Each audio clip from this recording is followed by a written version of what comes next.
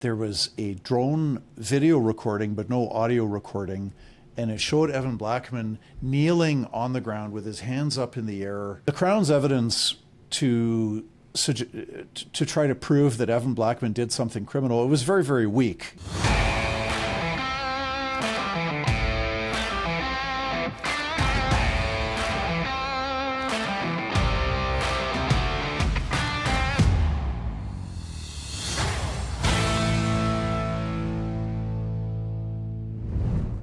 Ladies and gentlemen, welcome back to Northern Perspective. We are here again with our good friend and colleague, Mr. John Carpe, president of the Justice Center of Constitutional Freedoms, an organization that is committed to fighting for the rights of Canadians, no matter their color, no matter their creed, no matter their political affiliation. And they're an organization that everyone should be familiar with and that should be celebrated.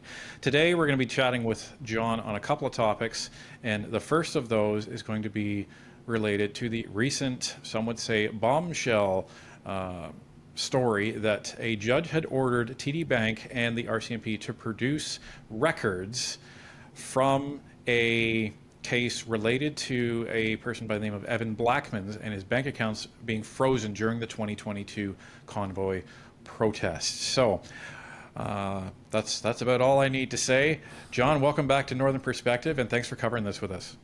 Yeah, glad to be with you, Ryan.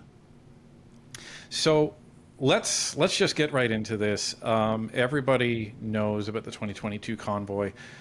I think there's not too many people, even those that may have even supported the Liberals at the time, that weren't shocked that they took the step of actually freezing bank accounts and seizing funds from ordinary Canadians. It certainly sent shockwaves around the world and changed a lot of people's views of how Canadian government works.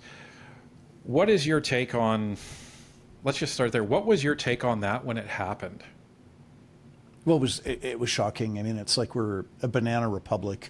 You know, for many decades, we've looked down on third world countries and dictatorships, and where, you know, let's say you criticize the president or the prime minister, and 24 hours later, you're arrested and locked up in jail on charges of rape or theft or murder or fraud or something, right? And it's like everybody knows that it's because you criticize the prime minister that you're now locked up in jail, because they don't have the rule of law entrenched, and so they are a banana republic, a dictatorship. And so we've always prided ourselves, and I think legitimately, rightfully, appropriately, we've been proud of having this free society, rule of law, restraints on government respecting the property rights, whether they're entrenched in the charter or not, but still you can have respect for property rights as part of your social fabric, part of your legal fabric, even if it's not a constitutional right. So Canada has been this first world country where you can criticize the prime minister, you can get involved in an unpopular cause, and you don't have to fear for, you know, trumped up fake charges where you get criminally charged with something that, and it's just ridiculous. And, you know, because we have that the police and the Crown prosecutors are above politics, and they're going to be governed by the rule of law, and they're only going to prosecute cases where there's reasonable prospect of conviction, and the police are only going to charge you if they have reasonable and probable grounds for believing that you committed a crime. So this is the country that we have had in the past. And this freezing of bank accounts was like, wow, we're like a banana republic with polar bears. You've got these peaceful protesters. They were probably doing, breaching provincial laws. It's illegal to obstruct a highway. A highway includes a street. They were probably breaking provincial laws, municipal laws. But, you know, there's tools for that. You can have law enforcement and tickets and fines and get illegally parked vehicles towed, et cetera, et cetera. So we get a violent crackdown, and then we get this freezing of bank accounts. It was like, wow, there's no due process. People find out, gee, I can't make a credit card payment. I can't withdraw money. I can't pay my mortgage. I can't pay my mortgage. And there's no due process. There's no opportunity for these hundreds of Canadians to defend themselves and say, excuse me, I have not done anything criminal. I sent $50 to Freedom Convoy. That's perfectly legal. It's not a crime. This is not a designated terrorist organization, because there are laws on the books, rightfully so, that you cannot, finance terrorism. So this is really, it's hard to find the strong enough language about how this takes us from, a first world country where the rule of law is in place, taking a big step towards becoming a dictatorship, a banana republic, where you get in trouble for disagreeing with the prime minister. Yeah, and it just brings to light so many problems, I think, within our justice system. And we've corresponded a lot with Kate Alexander, who founded an organization, End Violence Everywhere. She is a crusader against domestic violence against men and women in this country, and she calls it an epidemic, which it has been declared an epidemic in some of the provinces out there. And we've heard that judges are literally turning away cases because they don't have the bandwidth to be able to try so many cases because there's not enough judges. And so some of these cases where people are victims of domestic violence, they're fearing for their lives, their cases are being torn out or thrown out, yet the government decides to implement the Emergencies Act and then arrest and try a couple of people for mischief. That's a whole other conversation and show in itself, wasting so many taxpayer dollars going after that. But let's talk about Evan Blackman and these records that have been released. What's the significance of this? So by way of background, Evan Blackman went up to Ottawa. He was not part of the Freedom Convoy in the first few weeks, but after February 14th, when the Prime Minister Trudeau invoked the Emergencies Act, which subsequently 2 years later was found by the federal court to be illegal. There was no national emergency and so on. So, and the Justice Centre was involved in that litigation. So it turned out to be illegal, although there was no court ruling at the time. Evan Blackman went up to Ottawa February 17th to protest against the violence that was being used against the Freedom Convoy. So he had not been up there previously. The Crown charged him the usual, mischief and obstruction of justice and so on. And there was a drone video recording, but no audio recording. And it showed Evan Blackman kneeling on the ground with his hands up in the air, encouraging the other protesters to not resist the police. To do the same, basically, yeah. And there's not too much. The evidence was quite shit. The Crown's evidence to try to prove that Evan Blackman did something criminal, it was very, very weak. You had the video footage from a drone, but no audio, and then you had the testimony of the arresting officer, and the judge acquitted him and said the Crown has not put forward persuasive evidence that there was any criminal conduct on the part of Evan Blackman in terms of resisting arrest. It was not clear. You could interpret kneeling and throwing your hands up in the air. It could be interpreted as obstruction or non-cooperation, but it's not clear. And the onus is on the Crown to prove that a crime has been committed. It's not the onus on the accused person to prove that he's innocent. So on that basis, unfortunately, and here you see this vindictive political attitude where the Crown, in Ontario, they complain that they don't have enough resources to bring accused murderers and accused rapists to trial. And so these people are walking away scot-free without a trial because 30 months have gone by. The same Crown that cries about publicly complains about a lack of resources, they appealed this acquittal. So it's under appeal now.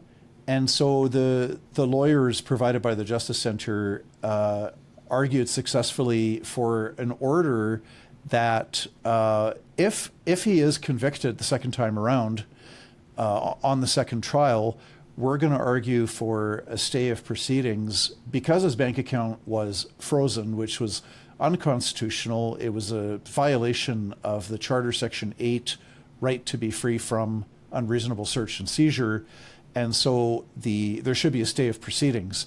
So the court said yes, and the court has ordered the RCMP and the TD Bank to produce the documents, provide them to the court for the court's review.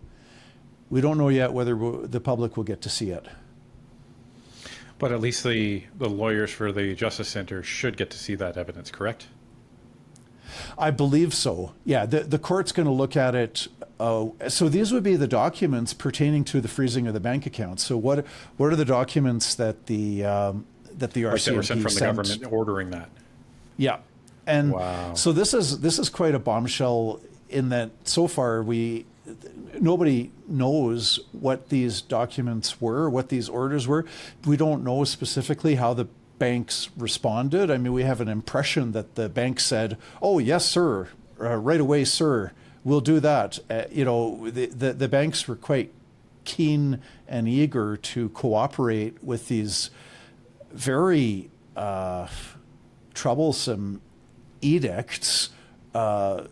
So we're going to hopefully learn some things about the nature of the government's orders and the bank's response to them.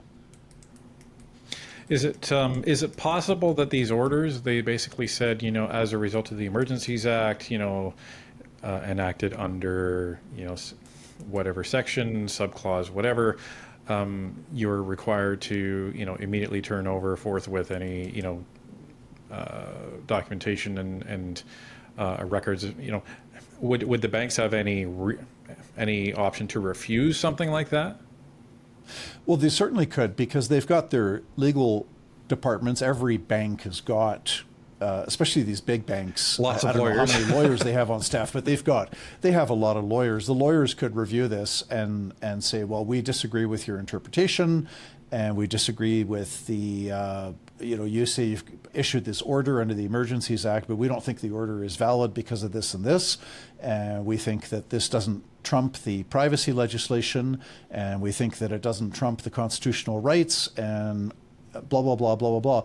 They could have pushed back on it, and then they could have put the government in a position where the government would need to go to court to, it would have delayed matters, right? But what we seem to have had, as far as we can tell, is instant obedience without any pushback from the bank's own legal department. I was just going to say, because that process, and I've been in many organizations, same as you are a lawyer, you've seen this happen, when one communication comes from one entity, and if there's going to be any pushback, that's going to create days, if not weeks, of correspondence. Whereas, to your point, this happened rapidly. The order was issued, and then it seems like it almost feels like an hour later, all of these bank accounts were seized. When you've got, you could easily come up with hundreds of examples of pushback. You look at the United States situation right now with President Trump forcing universities to drop their equity, diversity, inclusion policies, forcing, for lack of a better word, pressuring, coercing the University of Pennsylvania to revoke medals given out to men who took part in women's sporting competitions. And you see this huge pushback from universities. They're not just saying, oh, well, the government decreed it, so we're just going to obey. They're saying, no, we're going to fight back, we're going to push back, and they are pushing back. And you could think of so many cases where the government orders something, demands something, and there's pushback from, we saw it during lockdowns in Ontario. At one point, the government talked about issuing a health order where it would be illegal to travel outside of your home, and that police could just pull over any vehicle, random stops to demand, why are you not at home? And there was something like 80 out of 85 police departments in Ontario all across the province said, we're not going to enforce this. Like, this is outrageous, right? So there's an example in a free society where the rule of law is in place. There is space there for this nonviolent pushback, where it's like, no, you're wrong, we're not doing this. And you can push the envelope. And the banks could have done this very easily with the federal government. And they could have said, no, this is not justified, and provided some pushback. And then even if there had been a court ruling that the government was right and the banks were wrong, at least the banks could get credit for pushing back rather than just cooperating as they did.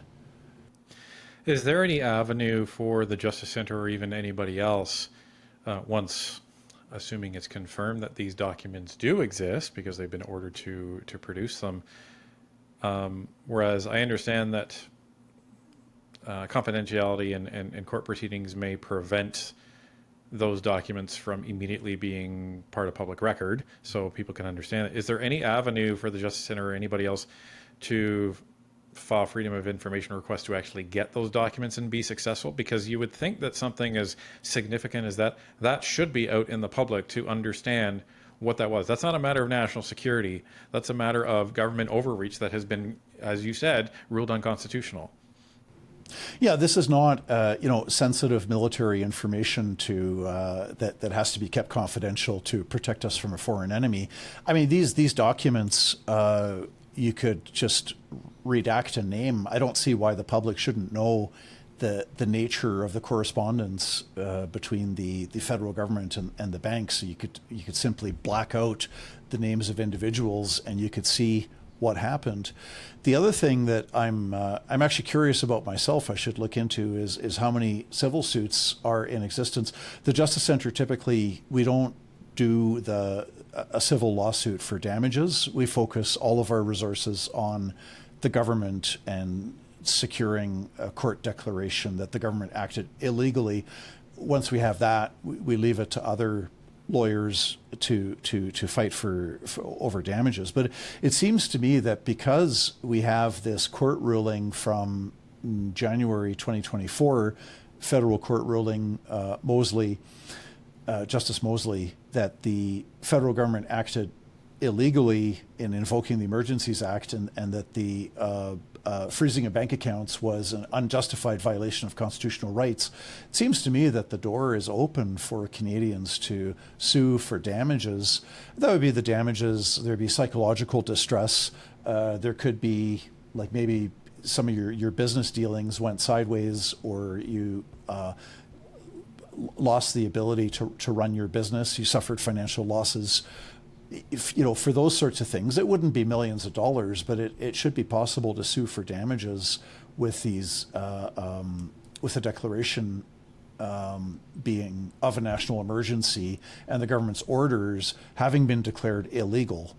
Now that's under appeal. Of course, I don't know what the Federal Court of Appeal is going to do, but still. Well, we wish Mr. Blackman lots of luck.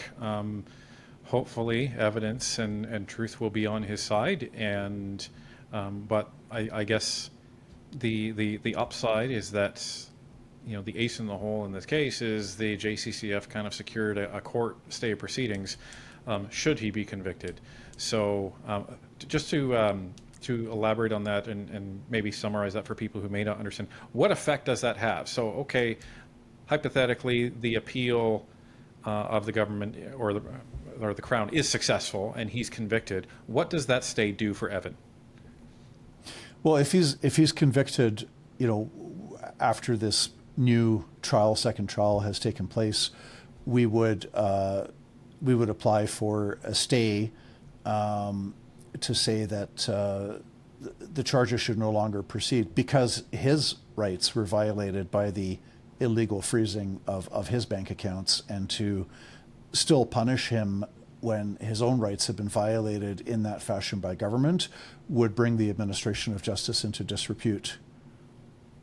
So for people watching, a stay essentially means no proceedings occur any further. It's almost like it's in indefinite limbo. Would that be a fair way of saying it?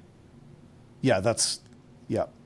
Same results as a So- withdrawal of charges, but it's just a slightly different angle, but it's the same outcome. It's basically like the prosecution's no longer moving ahead. The withdrawal argument would- is...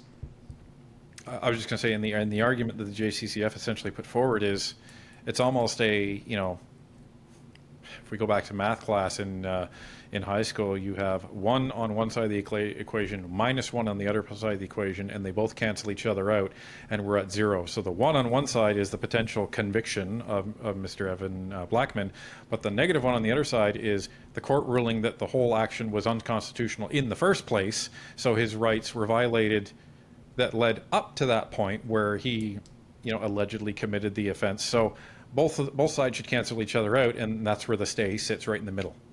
Yeah, that would be a good way to characterize it. So, well, hats off to the JCCF. You guys, you do such great work, and I'm glad we're able to talk about it here so Canadians can have more of a view of the work that you do.